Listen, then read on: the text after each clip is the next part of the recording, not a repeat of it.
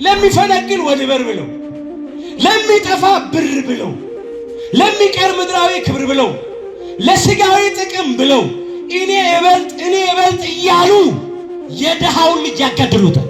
በጎጠኝነት እየተመላለስን የገሌ ቋንቋ የሚናገር እያለን እዛ ውስጥ ያለን ሰዎች ከዚያ እንውጣ።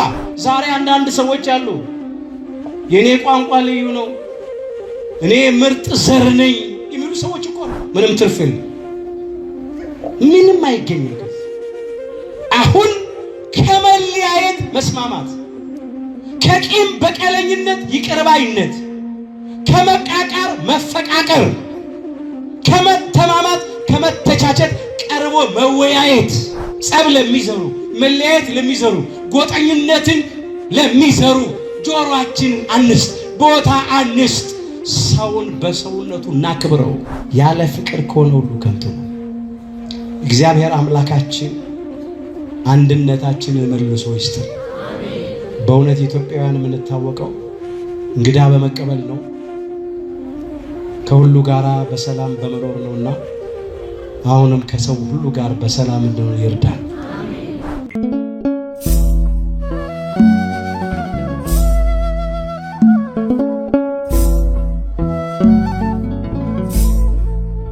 ክቡራን አበው ሊቃውንተ ቤተክርስቲያን፣ በየማይረጋችሁ አባቶቼ ካህናት፣ ክቡር መምህራችን ሊቀ ጉባኤ አምባዬ አባተ፣ የዚሁ ቤተክርስቲያን የስብከተ ወንጌል ክፍል ኃላፊ፣ በአገልግሎት የምትመስሉኝ ወንድሞቼ መምህራነ ወንጌል፣ ወንድሞች ዲያቆናት፣ የእግዚአብሔር ልጆች፣ የድንግል ማርያም ወዳጆች እንደምን አመሻችሁ። በቸርነቱ ሳይገባን የኃጢአታችንን ብዛትና የሰውነታችንን ክፋት ተመልክቶ ሳያጠፋን እድሜ ለንስሐ ሰጥቶ ዳግም በቅድስናው ስፍራ ሰብስቦ ስሙን እንድንጠራ ቃሉንም እንድንሰማ የፈቀደልን የአባቶቻችን የቅዱሳን አምላክ የሰራዊት ጌታ እግዚአብሔር ስለማይነገረው ስጦታው ክብርና ምስጋና ይግባው። የእናታችን የእመቤታችን የቅድስተ ቅዱሳን የድንግል ማርያም የወላዲተ አምላክ ረድኤትና በረከት ለዘላለሙ በሁላችን ላይ አድሮ ይኖር። በቅድሚያ አምላካችን እግዚአብሔር ሁላችንን በቸርነቱ ጠብቆ እንኳን ለጾመ ፍልሰታ ለማርያም በሰላምና በጤና አደረሰን አደረሳችሁ። አምላካችን እግዚአብሔር ጾሙን የኃጢአት መደምሰሻ፣ የዲያብሎስ ድል መንሻ፣ የመንግሥተ ሰማያት መውረሻ ያድርግልን። የምስጢር ባለቤት እግዚአብሔር አምላካችን ለሁላችንም ምስጢሩን ገልጦ ያስተምረን። የሰውን ወገኖች ሁሉ ከአንድ ፈጠረ። የሐዋርያት ሥራ ምዕራፍ 17 ቁጥር 26። ለዛሬ አምላካችን እግዚአብሔር እንደረዳን መጠን በሚኖረን ጊዜ የምንማርበት የትምህርታችን ርዕስ ይሆናል። የሰውን ወገኖች ሁሉ ከአንድ ፈጠረ። የሐዋርያት ሥራ ምዕራፍ 17 ቁጥር 26 ርዕሳችን። ዛሬ በዚህ ርዕስ ለመማር የመረጥንበት ምክንያታችን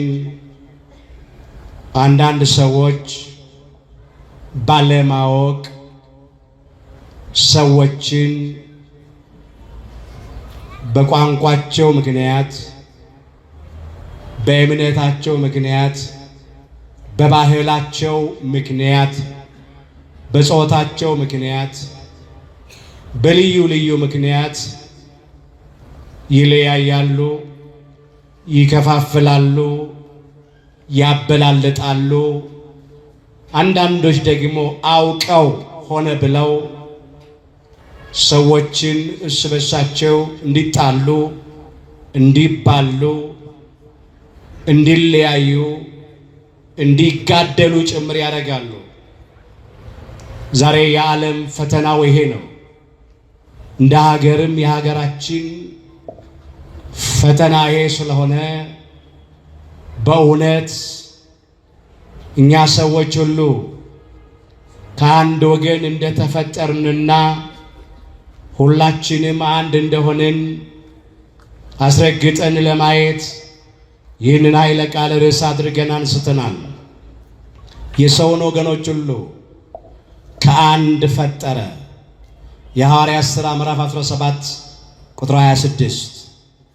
በዚህ ርዕስ ውስጥ በመጀመሪያ አምላካችን እግዚአብሔር በብሉይ ኪዳን በጥንተ ተፈጥሮ የሰው ልጆችን እንዴት አድርጎ ከአንድ ወገን እንደፈጠረ እናያለን። ሁለተኛ በሐዲስ ኪዳን የሰው ልጆችን ከአንድ ወገን በአዲስ ተፈጥሮ እንዴት አድርጎ እንደፈጠረ እንመለከታለን። ሶስተኛ በተለይኛ ክርስቲያኖች ያለንን አንድነት ተመልክተን ዛሬ እኛ ምን ልናደርግ እንደሚገባን አንስተን ትምህርታችንን እንጠቀልለዋለን። አምላካችን እግዚአብሔር በነገር ሁሉ ማስተዋልን ይስጠን። እስቲ በሉ ከኔ ጋራ የሰውን ወገኖች ሁሉ በሉ ከአንድ ፈጠረ። የሐዋርያት ሥራ ምዕራፍ 17 ቁጥር 26። በዚህ ስፍራ ይህንን ቃል የተናገረው ሐዋርያው ቅዱስ ጳውሎስ። ሐዋርያው ቅዱስ ጳውሎስ ለጊዜው ይህንን ቃል የተናገረው በአቴና ይኖሩ ለነበሩ ሰዎች ነው። በተለይም በዚያ በአቴና የነበሩ ሰዎች እርስ በርሳቸው ይጣሉ፣ ይለያዩ ነበር። ደግሞ ጣዖት አምላክያን ነበሩ። ስለዚህ ቅዱስ ጳውሎስ እርስ በርሳቸው እየተጣሉ እንዳይጠፋፉ ከአምልኮተ ጣዖት ወደ አምልኮተ እግዚአብሔር እንዲመጡ ከገቢረ ኃጢአት ወደ ገቢረ ጽድቅ እንዲመለሱ ቅዱስ ወንጌልን በሚያስተምርበት ጊዜ የተናገረው ቃል ነው። እርሱ የአሕዛብ ሐዋርያ ስለነበረ እንዲህ ብሎ ነው የመዘገበው። በምድር ሁሉ ላይ እንዲኖሩ አለ የሰውን ወገኖች ሁሉ ከአንድ ፈጠረ ይላል። የሰውን ወገኖች ሁሉ ከአንድ ፈጠረ ሲል አንድ ብሎ ያነሳው የሁላችንን አባት አዳምን ነው። በመጀመሪያ የምናየው ይህንን ነው። የሰው ልጆች ነቁ፣ ምንጩ የሁላችንም አባት አዳም ስለሆነ በኦሪት ዘፍጥረት ምዕራፍ 2 ቁጥር 7 ላይ እንዲህ ተብሎ ተመዝግቧል። እግዚአብሔር አምላክም ሰውን ከምድር አፈር አበጀው ይላል። በአፍንጫውም የሕይወትን እስትንፋስ እፍ አለበት፣ ሰውም ሕያው ነፍስ ያለው ሆነ ይላል። እግዚአብሔር አምላክም አለ ሰውን ከምድር አፈር አበጀው። ሰውን ከምን አበጀው? ከምድር አፈር አበጀው። ሰውን ነው ያለ። የተፈጠረው ሰው ነው። ሌላ ቅድመ ሁኔታ የለም። ሌላ መስፈርት የለም። ሰውን ከምድር አፈር አበጀው። ከምን አበጀው? ከምድር አፈር አበጀው። ሰው ሁሉ በለበስነው ሥጋ ከምድር አፈር ነው የተበጀ ነው። ከአራቱ ባህርያተ ሥጋ ፈጥሮናል አምላካችን እግዚአብሔር። አራቱም ባህርያተ ሥጋ የምንላቸው አፈር ወይም መሬት አንድ፣ ውሃ ሁለት፣ እሳት ሶስት፣ ነፋስ አራት እነኚህ ናቸው። እነኚህ ፍጥረታዊ ምድራዊ ስጋዊ ይባላሉ። በስጋ ባህሪያችን እንሞታለን፣ እንፈርሳለን፣ እንበሰብሳለን። ሰዎች ሁሉ እንዲህ ነን በስጋችን። እግዚአብሔር አምላክም ሰውን ከምድር አፈር አበጀዋልና በአፍንጫውም የሕይወትን እስትንፋስ እፍ አለበት ነው የሚለው። በአፍንጫችን እፍ ከተባለብን ከሕይወት እስትንፋስ የተነሳ እግዚአብሔርን መስለናል። ነፍሳችን ደግሞ ሶስት ባህሪያት አላት። ከሶስቱ ባህሪያት ነፍስን የፈጠረ የነፍስ ባህሪዋ ነፍስ ለባዊት ናት። ለባዊነት አለን። እናስባለን፣ እናውቃለን፣ እንራቀቃለን። ሁለተኛው የነፍስ ባህሪዋ ነፍሳችን ነባቢት ናት። ነባቢነት አለን። ቋንቋ፣ አንደበት፣ ልሳን አለን፣ እንናገራለን። ሶስተኛ የነፍስ ባህሪዋ ነፍሳችን ሕያዊት ናት። ሕያዋንን ሕያውነት አለን፣ ዘላለማውያንን። እግዚአብሔርን የመሰልንበት ምስጢር ይሄ ነው። እግዚአብሔር አምላክም አለ ይላል ሰውን በመልካችን እንደ ምሳሌያችን እንፍጠር ይላል። እዚህ ኦሪት ዘፍጥረት ምዕራፍ 1 ቁጥር 26 ጀምሮ እስቲ በሉ እግዚአብሔር አምላክም በሉ አለ ሰውን በመልካችን እንደ ምሳሌያችን እንፍጠር። አሁን የእግዚአብሔር መልክ ሲል ይሄ አፋዊውን ውጫዊውን የኛን መልክ ማለት አይደለም። ስለዚህ የተነገረ አይደለም። እግዚአብሔር አምላክም አለ ሰውን በመልካችን እንደ ምሳሌያችን እንፍጠር። እግዚአብሔር አምላክም አለ ብሎ በባህሪ በስልጣን በህልውና በአገዛዝ በመንግስት በመለኮት አንድነቱን አመጣ።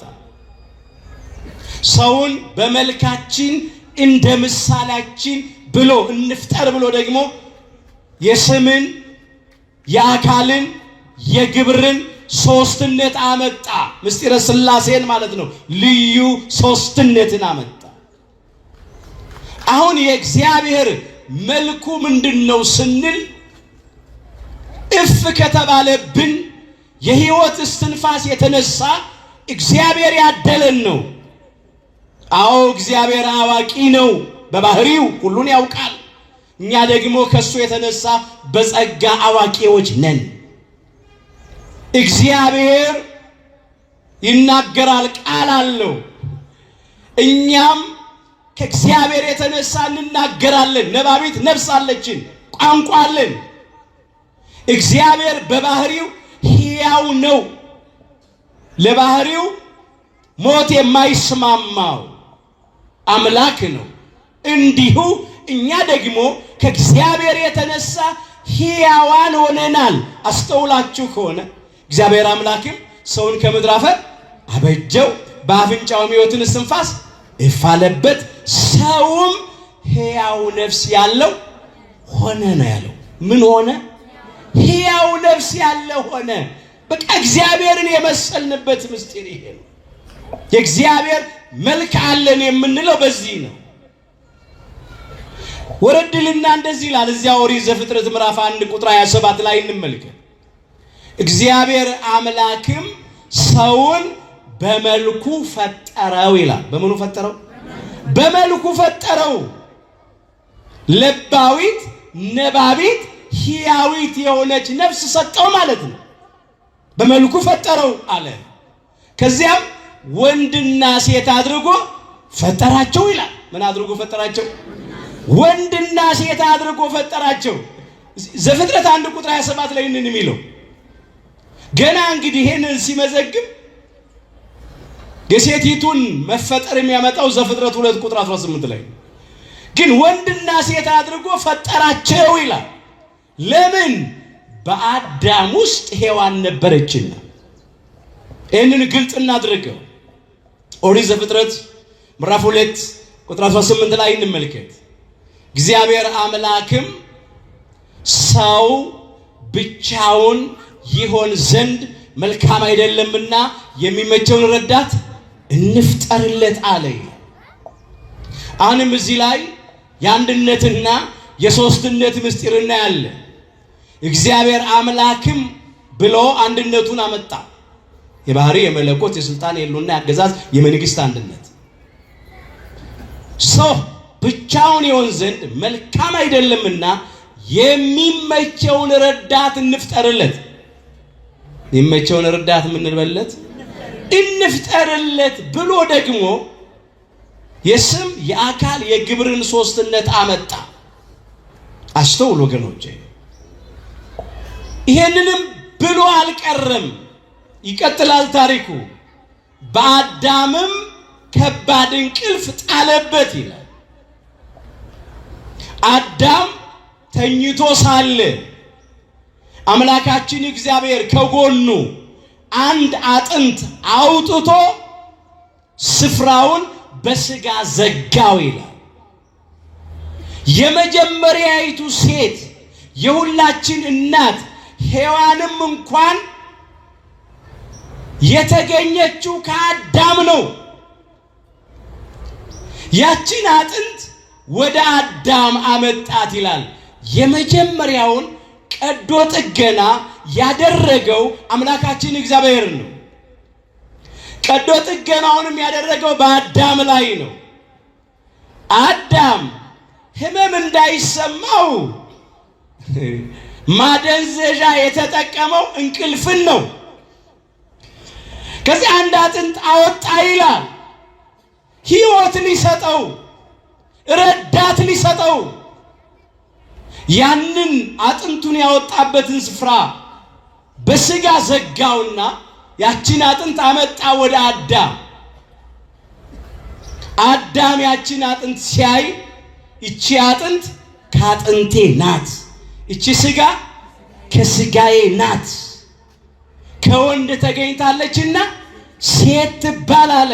ሴት ማለት አጥንትሽ ከአጥንቴ፣ ስጋሽ ከስጋዬ፣ ደምሽ ከደሜ፣ ነፍስሽ ከነፍሴ ማለት ነው። የሴት የመጀመሪያው ትርጉሙ ከወንድ የተገኘች ማለት ነው።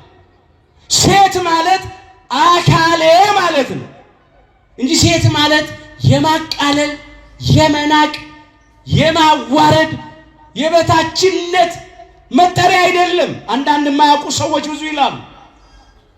አጥንቴ ነሽ፣ ስጋዬ ነሽ፣ አካሌ ነሽ ማለት እኮ ነው። ሁላችን ከሴቶች ነው የተወለድነው። እናት አለችን፣ እህቶች አሉ። እንዴት እናታችን እናቃለላለን?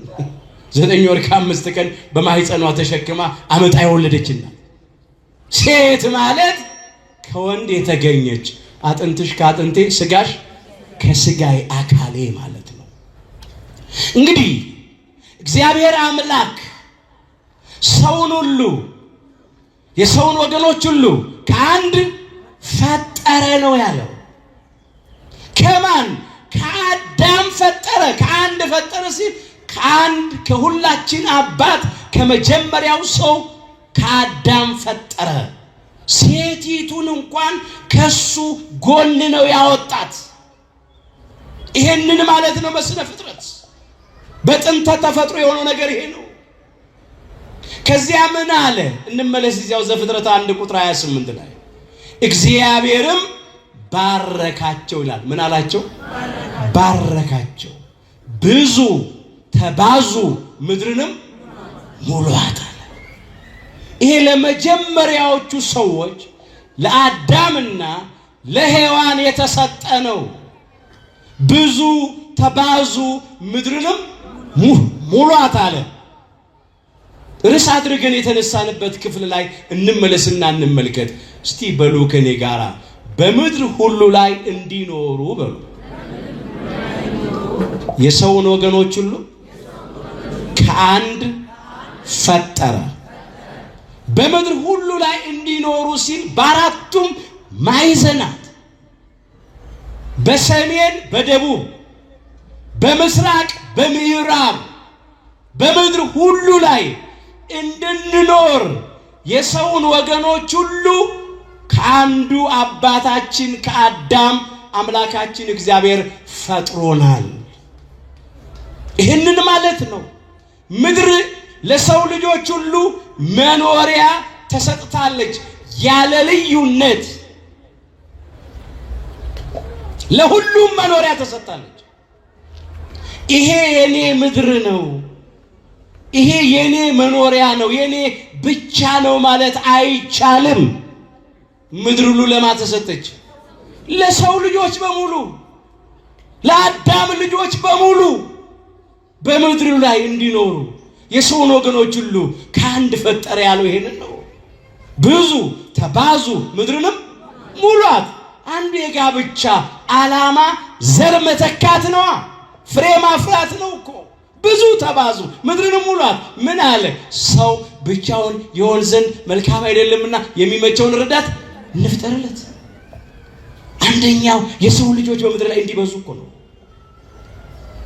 ሌላው ለመረዳዳት ነው፣ ለመተጋገዝ ነው፣ ለመደጋገፍ ነው። ሕይወት በምድር ላይ ብርቱ ሰልፍ ስለሆነ ከባድ ስለሆነ። ሶስተኛው ስለ ዝሙት ጠንቅ ነው። ሰው ከበላ ከጠጣ በስጋ ይፈተናል። በዓይኖቻችን አይተን በልቡናችን ተመኝተን የስጋችንን ፍትወት እንፈጽም ስለምንል በዝሙት እንዳንረክስ ስለ ዝሙት ጠንቅ ቅዱስ ጋብቻን እግዚአብሔር ሰጥቷል። ይሄ ነው ምክንያት። እንግዲህ ቋንቋችን ልዩ ልዩ ቢሆንም በሰውነት አንድ ነን። ምናልባት በዓለም ላይ ቁጥር የሌለው የቋንቋ አይነት ይኖር ይሆናል ይላል ቅዱስ ጳውሎስ። ቋንቋም የሌለው ሕዝብ የለም ይላል እዚህ አንደኛ ቆሮንቶስ ምዕራፍ 14 ቁጥር 10 ላይ። እውነት ነው። በዓለማችን ውስጥ በጣም ብዙ አይነት ቋንቋዎች ይነገራሉ። የቋንቋውን ብዛት ሲያመለክት ነው። ምናልባት አለ በዓለም ቁጥር የሌለው የቋንቋ አይነት ይኖራል አለ። ቆጥሮ መድረስ አይቻልም ሲል አይደለም። በጣም ብዙ አይነት ቋንቋ አለ ሲል። በሀገራችን በኢትዮጵያ እንኳን ከ86 ያላነሱ ቋንቋዎች ይነገራሉ። ቋንቋ የሌለው ሕዝብ የለም አለ። እውነት ነው። ግን ቋንቋችን ልዩ ልዩ ቢሆንም በሰውነት ስንት ነን? አንድ ነን። ከአንድ ወገን ከአዳም ነው የተፈጠርነው። የቆዳ ቀለማችን ሊለያይ ይችላል። ነጮች አሉ፣ ጥቁሮች አሉ። እንደኛ እንደ ኢትዮጵያውያን ደግሞ የአበቦች ህብረ ቀለማት ያለን ጠይምና ለስላሳ ህዝብ ደግሞ አለን። ቆዳ ቀለማችን ቢለያይ በሰውነት አንድ ነን። ጾታችን ይለያያል። ወንዶች አለን፣ ሴቶች አሉ። ግን በሰውነት ስንት ነን? አንድ ነን። እግዚአብሔር አምላክም ሰውን በመልኩ ፈጠረው አለ። ወንድና ሴት አድርጎ ፈጠራቸው አለ እኮ። ወንድና ሴት አድርጎ ፈጠራቸው። ምንጩ ማን ነው? አዳም ነው። ሴቲቱም ከሱ ጎን የተገኘችው። በጾታ ምክንያት ብንለያይ በሰውነት አንድ ነን። ባህላችን ልዩ ልዩ ይሆናል፣ በሰውነት ግን አንድ ነን። እምነታችን እንኳን የተለያየ ይሆናል። አዎ ያ የኢትዮጵያ ኦርቶዶክሳዊ ተዋሕዶ ቤተክርስቲያን ልጆች ነን። ደግሞ ልዩ ልዩ ሃይማኖት የሚከተሉ ሰዎች አሉ። በሰውነት ግን አንድ ነን። አመለካከታችን ይለያይ ይሆናል። ሞያችን፣ የሥራ ጠባያችን ይለያይ ይሆናል። በሰውነት ግን ሁላችንም አንድ ነን። ለዚህ ነው በምድር ሁሉ ላይ እንዲኖሩ የሰውን ወገኖች ሁሉ ከስንት ፈጠረ? ከአንድ ፈጠረ ያለው። እስከ አባታችን እስከ ኖህ ድረስ ይህ ይቀጥላል። በኖህ ዘመን የነበሩ ሰዎች መንገዳቸውን አበላሹ፣ እግዚአብሔርን አሳዘኑ።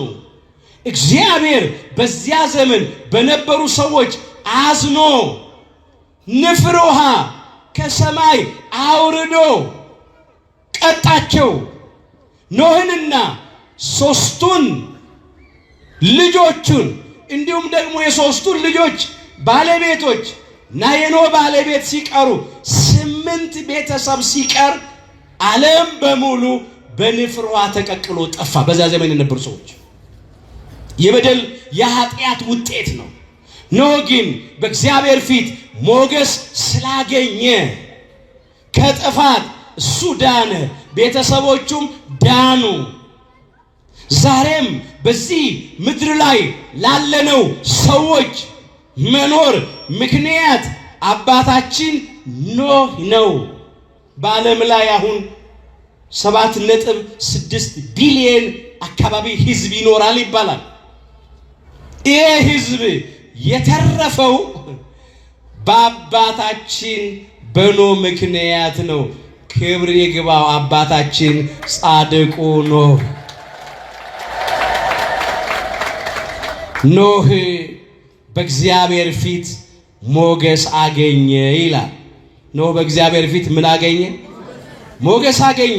እዚህ ኦሪት ዘፍጥረት ምዕራፍ 6 ከቁጥር 8 ጀምሮ ማየት ትችላላችሁ። ኖህ በእግዚአብሔር ፊት ምን አገኘ? ሞገስ አገኘ። የእግዚአብሔር ባለሟል ነበር።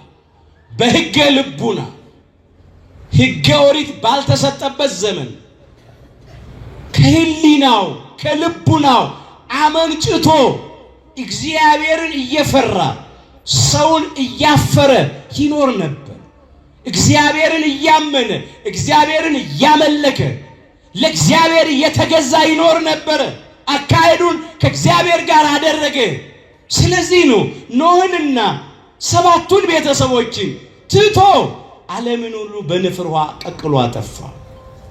የኖህ ልጆች ሴም፣ ካምና ያፌት የነሱ ባለቤቶች እና የኖህ ባለቤት እነኚህ ናቸው የተረፉት። አሁን በዓለም ላይ ያለነው የሰው ልጆች በሙሉ ወይ ከሴም ወገን ወይ ከካም ወገን ወይም ደግሞ ከያፌት ወገን። ከዚህ ወጣ የለም። አሁንም ቢሆን የሰውን ወገኖች ሁሉ ከስንት ፈጠረ? ከአንድ ፈጠረ። መጀመሪያ ምንጩ አዳም ነው። ወረድ ሲል ኖህ ነው። ኖህ ጋር ሲደርስ አምላካችን እግዚአብሔር የተረፉትን እነሱንም ባረካቸው። በዚህ በኦሪት ዘፍጥረት ምዕራፍ 9 ከቁጥር 1 ጀምሮ ይህንን መመልከት ትችላላችሁ። አምላካችን እግዚአብሔር ኖህንና ቤተሰቦቹን ባረካቸው ይላል። ብዙ ተባዙ ምድርንም ሙሏት አላቸው። ልክ ለአባታችን ለአዳምና ለእናታችን ለሔዋን ለመጀመሪያዎቹ ሰዎች እንደተናገረ ማለት ነው። እየቀጠለ እየበዙ እየተባዙ እዚህ ዘመን ደረሱ ማለት ነው።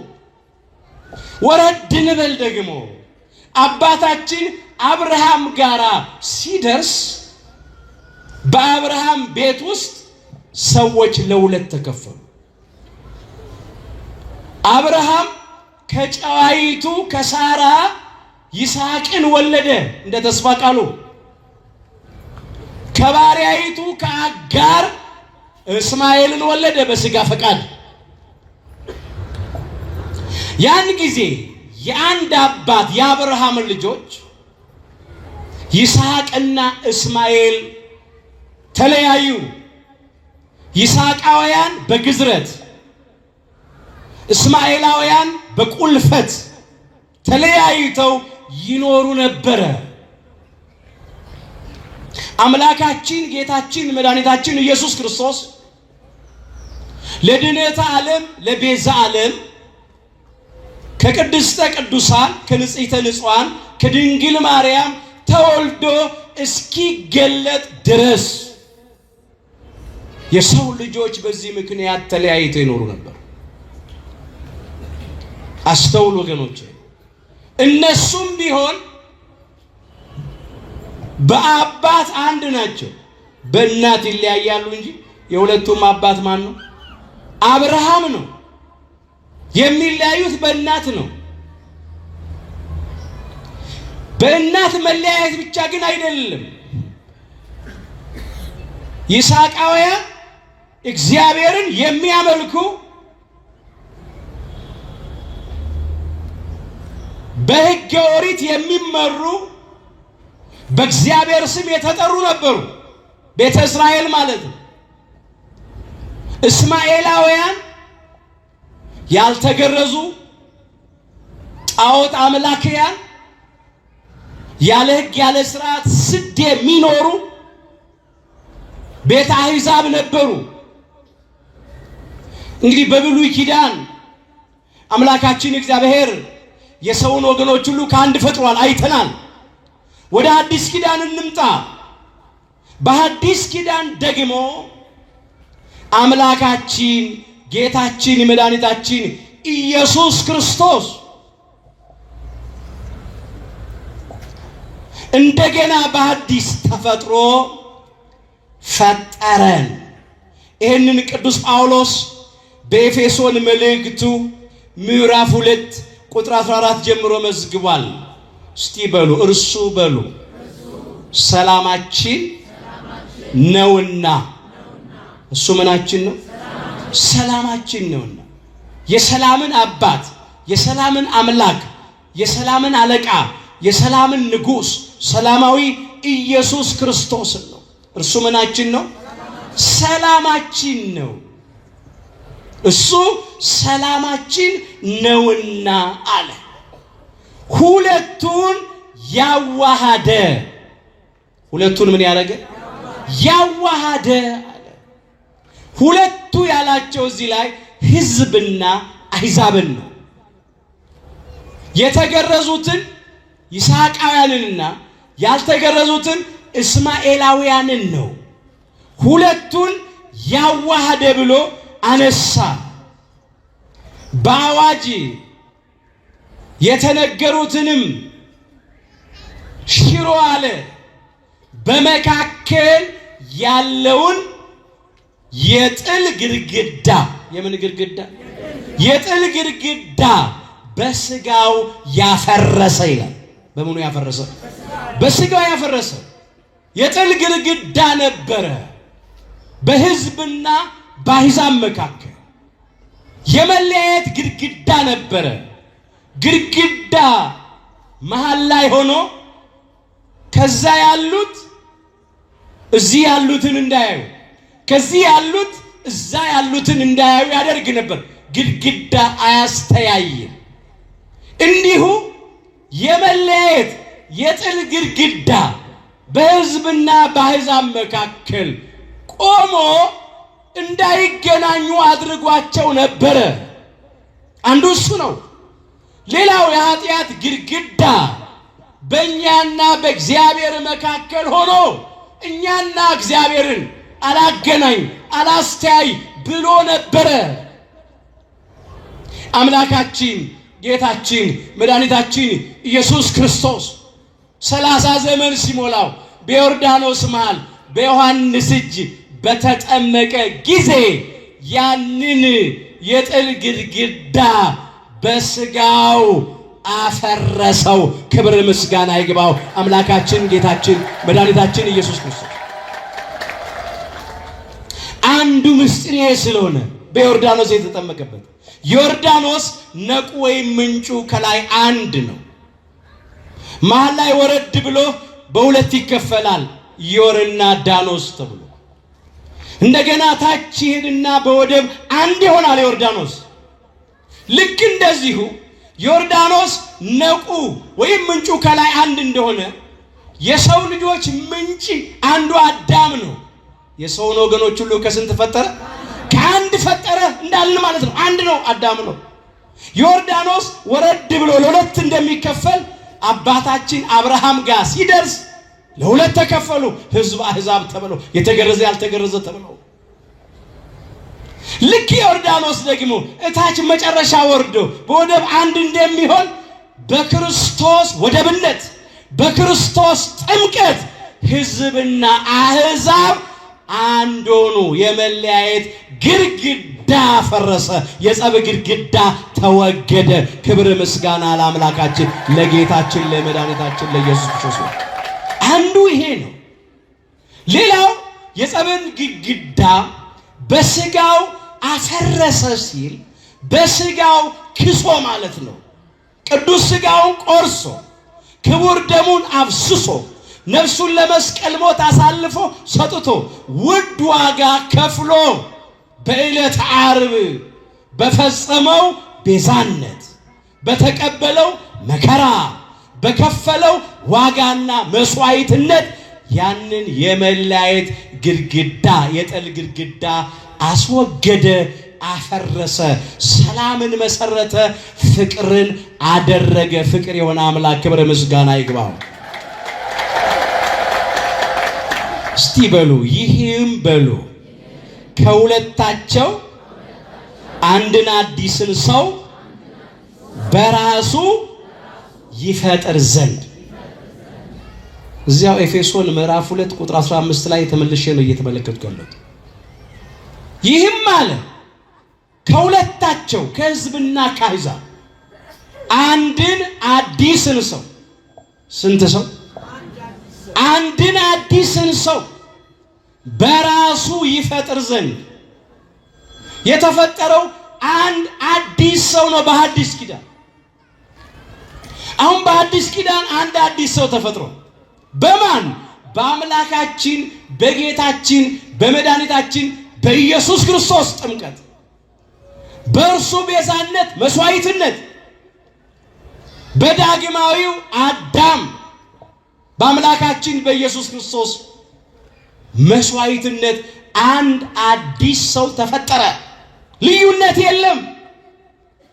ሕዝብ አሕዛብ፣ ይስሐቃዊ እስማኤላዊ፣ ጨዋ ባሪያ፣ አይሁዳዊ ግሪካዊ፣ ወንድ ሴት፣ ነጭ ጥቁር፣ ባለጠጋ ድሃ፣ ጌታ ባሪያ፣ የተማረ ያልተማረ ማለት የለም። አንድ አዲስ ሰው እንደገና በኢየሱስ ክርስቶስ ተፈጥሯል። አዎ እሱ ነው እንደገና በአዲስ ተፈጥሮ የፈጠረ። እዚህ ውስጥ ይከፍ እንበል። ኤፌሶን ምዕራፍ 2 ቁጥር 10 ላይ የተመዘገበውን ቃል እንመልከት። ሁላችን ይላል በኢየሱስ ክርስቶስ ተፈጠርን ይላል። በማ ተፈጠርን? በኢየሱስ ክርስቶስ ተፈጠርን። በአዲስ ተፈጥሮ ፈጠረን። ሁላችንን አንድ አደረገን። አዎ ሰላምን ያደርግ ዘንድ ይላል፣ ጥልንም በመስቀሉ ገድሎ ይላል። እዚያው እንመለስ ደግሞ ኤፌሶን ምዕራፍ 2 ቁጥር 16 ላይ የተመዘገበውን ቃል እንመልከት። ሰላምንም ያደርግ ዘንድ ጥልንም በመስቀሉ ገድሎ ይላል። ጥልን በምኑ ገድሎ? በመስቀሉ ገድሎ። ጥል የተባለ መለያየትን አስወግዶ የጸብን ግድግዳ በስጋው አፍርሶ ጥልንም በመስቀሉ ገድሎ ሲል የጸብን አባት ዲያብሎስንና ሰራዊቱን ድል አድርጎ ማለት ነው። በመስቀሉ ገድሎ ምልክት በተባለው መስቀሉ አዳምና እኛ ልጆቹ ክብር ባገኘንበት፣ ዲያብሎስና ሰራዊቱ ባፈሩበት በድላችን አርማ በነፃነታችን ምልክት በቅዱስ መስቀሉ ማለት ነው። ሌላው ጥልንም በመስቀሉ ገድሎ ሲል መስቀል በተባለ ስለኛ በተቀበለው መከራ ስለኛ በከፈለው ውድ ዋጋ በፈጸመው ቤዛነት የተቀበለልን መከራ የተሰቃየው ስቃይ ሁሉ የከፈለው ዋጋ ሁሉ ሞቱ ራሱ መስቀል ይባላል። ጥልንም በመስቀሉ ገድሎ በእርሱ ሁለታቸውን አለ። ሁለታቸውን የሚለው ሕዝብና አሕዛብን ነው። በአንድ አካል ከእግዚአብሔር ጋር ያስታርቅ ዘንድ። በአንድ አካል ከማን ጋር ያስታርቅ ዘንድ? ከእግዚአብሔር ጋር ያስታርቅ ዘንድ። ከባህሪ አባቱ ከእግዚአብሔር አብ ጋራ፣ ከባህሪ ሕይወቱ ከእግዚአብሔር መንፈስ ቅዱስ ጋራ፣ ከራሱም ከእግዚአብሔር ወልድ ከኢየሱስ ክርስቶስ ጋር ታረቀን፣ አስታረቀን። ለምን? እርሱ ሰላማችን ነውና፣ እርሱ አስታራቂያችን ነው። አንድ ያደረገን እሱ ነው። ክብረ ምስጋና ለአምላካችን ለጌታችን ለመድኃኒታችን ለኢየሱስ ክርስቶስ ነው። እንግዲህ የሰውን ወገኖች ሁሉ ከአንድ ፈጠረ ሲል በብሉይ ኪዳን በመጀመሪያው ሰው በፍጥሩ አዳም በኩል በስጋ ሁላችንም የአዳም ልጆች ነን። አባታችን አዳም ነው፣ እናታችንም ሔዋን ናት። በአዲስ ኪዳን በዳግማዊ አዳም በአምላካችን በጌታችን በመድኃኒታችን በኢየሱስ ክርስቶስ በኩል ሰው በሆነው አምላክ በኢየሱስ ክርስቶስ በኩል በአዲስ ተፈጥሮ ፈጥሮናል። እንደገና ደግሞ አንድ አድርጎናል። አንድን አዲስን ሰው በራሱ ይፈጥር ዘንድ ያለው ለዚህ ነው። በአዲስ ተፈጥሮ አዲስ ሆነን ተፈጥረናል። አሁን ልዩነት የለም። ሌላ መስፈርት ማስቀመጥ አይገባም። አንድ አዲስ ሰው ስለተፈጠረ ይህ እንግዲህ ለሰው ልጆች ሁሉ የተሰጠ ነው። ዛሬ በእምነት ማይመስሉን ያላመኑ ያልተጠመቁ ሰዎች ቢኖሩ ለነሱም ክርስቶስ በሥጋ ሞቶላቸዋል። ለነሱም ቤዛ ሆኗል፣ ዋጋ ከፍሏል። አዎ ሰዎች ናቸው፣ በሰውነታቸው አንድ ናቸው። ክርስቶስ በማዳኑ ሥራ ሰው አልመረጠም፣ አድሎም አላደረገም። የከፈለው ዋጋ ለሁሉ ነው። እኛም አይተናል። አባትም ልጁን የዓለም መድኃኒት ሊሆን እንደላከው እንመሰክራለን ይላል። እዚህ አንደኛ ዮሐንስ ምዕራፍ 4 ቁጥር 14 ላይ ሁሉን ትቶ የተከተለ ከዋለበት የዋለ የእጁን ታምራት ያየ የቃሉን ትምህርት የሰማ የመስቀል ስር ሐዋርያ የቁርጥ ቀን ወዳጅ ሐዋርያውና ወንጌላዊው ቅዱስ ዮሐንስ ወልደ ነጎድጓድ በመልእክቱ የጻፈው ነው። እኛም አይተናል አለ። ያየውን ነው የሚመሰክረው። ከቅዱሳን ሐዋርያት ጋር ራሱን ቆጥሮ ሲናገር እኛም አይተናል አለ። አባትም አለ እግዚአብሔር አብን፣ ልጁን አለ እግዚአብሔር ወልድን፣ አባትም ልጁን አለ እነሆ የዓለም መድኃኒት ሊሆን እንደላከው እንመሰክራለን አለ። በባህሪ አባቱ በእግዚአብሔር ፈቃድ፣ በባህሪ ሕይወቱ በእግዚአብሔር መንፈስ ቅዱስ ፈቃድ፣ በራሱም በእግዚአብሔር ወልድ ፈቃድ ዓለሙን ለማዳን ሲል ስለተገለጠ ነው ያለው። የዓለም መድኃኒት ሊሆን እንደላከው እንመሰክራለን። ዓለሙን ሁሉ አድኗል፣ ለዓለም ሁሉ ክሷል። እሱ አንድ አዲስ ሰው ተፈጥሯል። ስለዚህ በሃይማኖት ባይመስሉን፣ በቋንቋ ባይመስሉን፣ በባህልም ባይመስሉን በሰውነት ሁላችን ስንት ነን? አንድ ነን። ልዩነት መፍጠር አይገባም፣ አያስፈልግም። ሁለተኛው እንግዲህ ነው። በአዲስ ኪዳን በክርስቶስ ሁላችንም አንድ አዲስ ሰው ሆነናል። ሶስተኛ የምናየው የእኛን የክርስቲያኖቹን ነገር ነው። እኛ ክርስቲያኖቹ ደግሞ በእምነት በኩል አንድ ሆነና ወንዶቹ በ40 ቀን ሴቶቹ በ80 ቀን ከማኅፀነ ዮርዳኖስ ከጸጋ መንፈስ ቅዱስ ዳግም በጥምቀት ተወልደን በሜሮን ከብረን የአምላክን ቅዱስ ሥጋና ክቡር ደም ተቀብለን እግዚአብሔርን በልጅነት ክብር አይተን ለመንግሥተ ሰማያት ክብር ታጭተናል። ይህን ቅዱስ ጳውሎስ እንደዚህ አድርጎ ያመጣዋል። እዚህ አንደኛ ቆሮንቶስ ምዕራፍ 12 ቁጥር 13 ላይ የተመዘገበውን ኃይለ ቃል እንመልከት። እንዲህ አለ፣ እኛ ሁላችን በሉ እስቲ በአንድ መንፈስ አንድ አካል እንድንሆን ተጠምቀናል። እኛ ሁላችን በአንድ አካል ስንት መንፈስ ልንሆን? አንድ መንፈስ ልንሆን ተጠምቀናል። ያነሳል ከላይ ጨዋ ባሪያ የለም ይላል። አይሁዳዊ ግሪካዊ የለም ይላል። እውነት ነው። አይሁዳውያን እኮ አሉ፣ አይሁድ ተብለው የሚጠሩ የሉም ማለት አይደለም። ግሪካውያን ደግሞ አሉ። ጨዋ የሚባሉ ሰዎች አሉ፣ ባሪያ የሚባሉ ሰዎች አሉ። ግን ሰዎች ያንን መስፈርት አድርገው አይሁዳውያኑ እኛ አይሁድ ነን ብለው ግሪካውያኑን እንዳይንቁ፣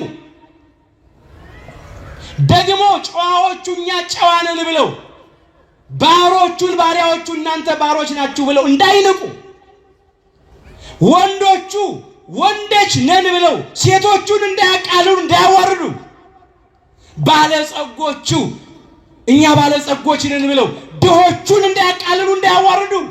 ባለጠጋ የለም፣ ድሃ የለም። ይላል። ጌታ የለም ባሪያ የለም ይላል። ባለስልጣናቱ እኛ ባለስልጣኖችን ብለው ተራ የሆኑትን ሰዎች እንዳይንቁ፣ ልዩ ልዩ ቋንቋ የምንናገር ሰዎች በቋንቋ ምክንያት እንዳንበላለት፣ እኔ ምርጥ ዘር ነኝ፣ የኔ ቋንቋ ይበልጣል፣ ያ የተናቀ ዘር ነው፣ ቋንቋው ባዶ ነው፣ ዋጋ የለውም ብለው ንቀት ውስጥ እንዳይገቡ። ዛሬ አንዳንድ ሰዎች አሉ፣ የኔ ቋንቋ ልዩ ነው፣ እኔ ምርጥ ዘር ነኝ የሚሉ ሰዎች እኮ ነው። ሌላውን ሁሉ የሚንቁ የሚያቃልሉ ሰዎች አሉ። እንዲህ አይነት ልዩነት በመካከል እንዳይፈጠር ነው። አይሁዳዊ የለም፣ ግሪካዊ የለም፣ ጨዋ የለም፣ ባሪያ የለም፣ ወንድ የለም፣ ሴት የለም እያለ የሚያመጣው እኛ ሁላችን በአንድ አካል አንድ መንፈስ እንድንሆን ተጠምቀናል አለ። እናስተውል።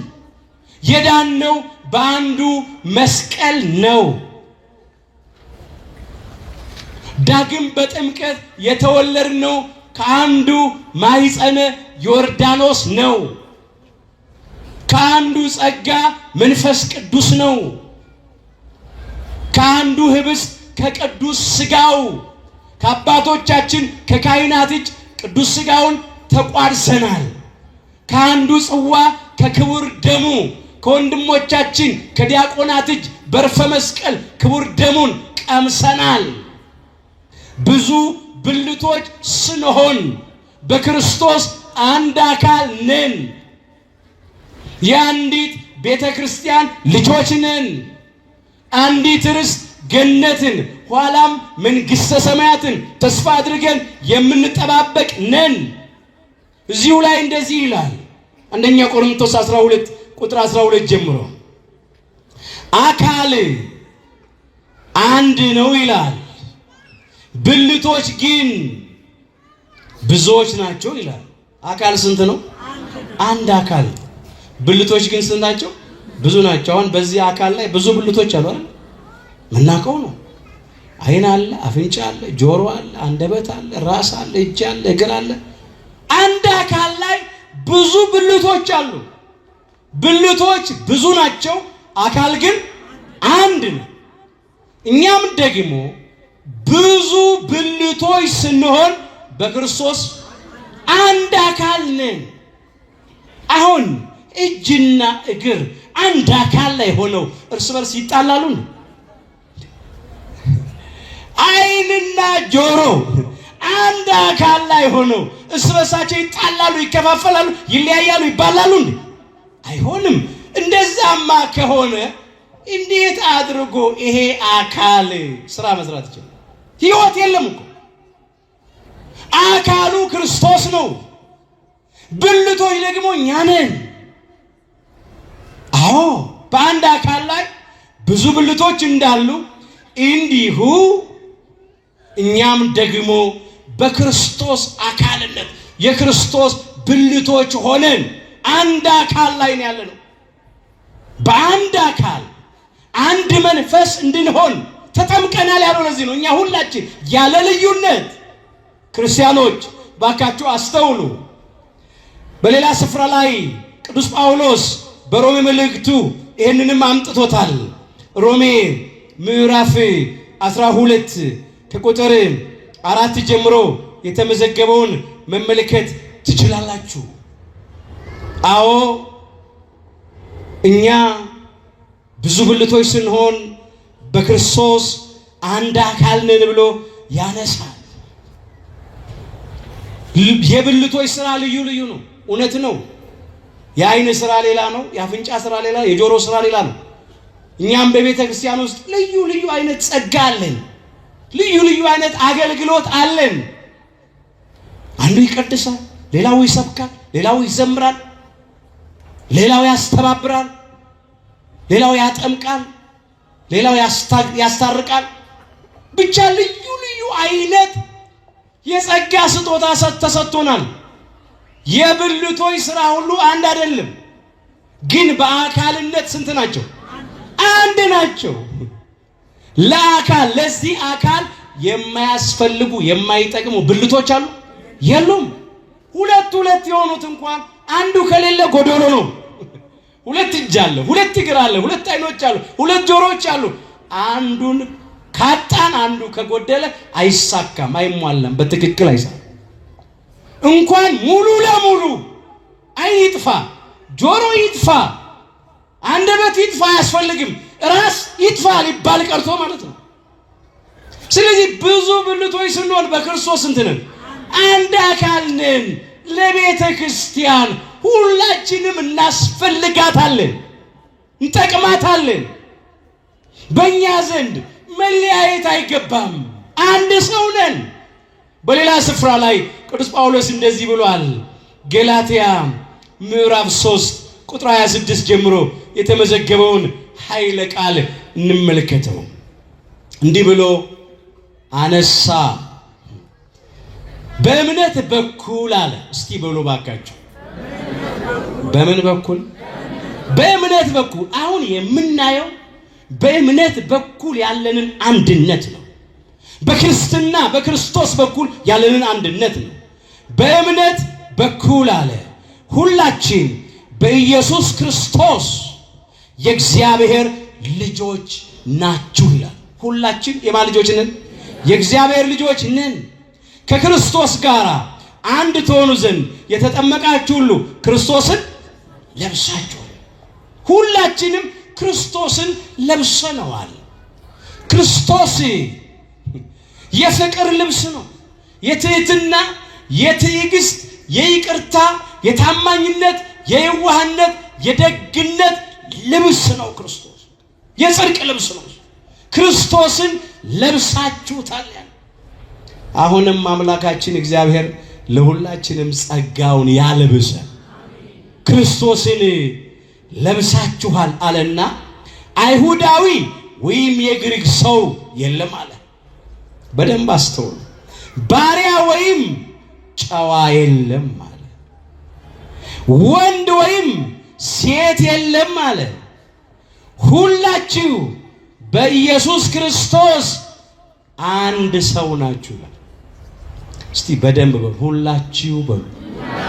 በኢየሱስ ክርስቶስ አንድ ሰው ናችሁ። ስንት ሰው ናችሁ? በደንብ እንድትሉት እፈልጋለሁ። ስንት ሰው ናችሁ? አንድ ሰው ናችሁ።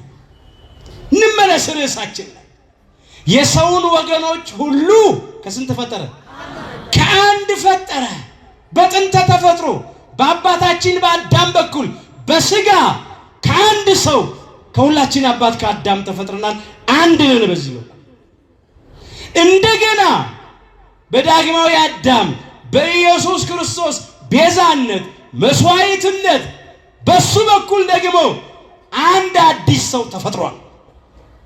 አሁን ደግሞ ለኛ ለክርስቲያኖቹ በእምነት በኩል አንድ ሰው ሆነናል። ልዩነት የለም። ሴቶች እኮ አሉ፣ እህቶቻችን፣ እናቶቻችን፣ ወንዶች አለን እኛ። ግን ምን አለ ቅዱስ ጳውሎስ? ወንድ የለም ሴት የለም። ሁላችሁ ስንት ሰው ናችሁ? አንድ ሰው። አያችሁ፣ በጾታ ምክንያት እንኳን አሁን ባካችሁ ድርሻችንን እንወጣ። በቃልም ቢሆን በጽሁፍም ቢሆን ከክፎች ጋር አንተባበር።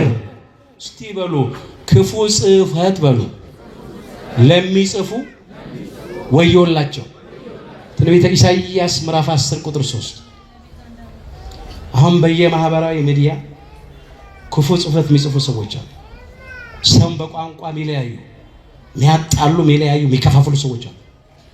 የሚያሳዝናችሁ ክርስቲያኖች ሆነው ማታ ባንገታቸው ላይ መስቀል አለ። ግን ለሚፈነግል ወድበር ብለው፣ ለሚጠፋ ብር ብለው፣ ለሚቀር ምድራዊ ክብር ብለው፣ ለስጋዊ ጥቅም ብለው እኔ እበልጥ እያሉ የድሃውን ልጅ ያጋድሉታል። ምንም ትርፍ የለም፣ ምንም አይገኝም ከዚህ። አሁን ከመለያየት መስማማት፣ ከቂም በቀለኝነት ይቅርባይነት፣ ከመቃቃር መፈቃቀር፣ ከመተማማት ከመተቻቸት ቀርቦ መወያየት። እስቲ በመጀመሪያኛ በፍቅር እንኑር። እኛ እስቲ አንድ እንሁን። ጸብ ለሚዘሩ፣ መለያየት ለሚዘሩ፣ ጎጠኝነትን ለሚዘሩ ጆሮአችንን አንስጥ፣ ቦታ አንስጥ። ሰውን በሰውነቱ እናክብረው።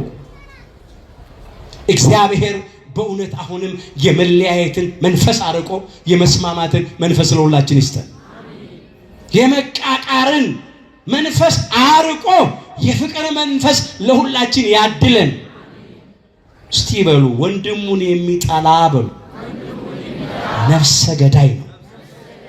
ነፍሰ ገዳይ ሆነ ሁሉ የዘላለምን ሕይወት እንደማይወርስ ታውቃላችሁ። አንደኛ ዮሐንስ ምዕራፍ 3 ቁጥር 15 ወንድሙን የሚጠላ ምንድን ነው? ነፍሰ ገዳይ ነው። ጥላቻ የመግደል ዋዜማ ነው። ሰው ወንድሙን ከጠላ ያማዋል፣ ከዛ ይገድለዋል ወይም ያስገድለዋል። ምቹ ጊዜ ነው የሚፈልገው።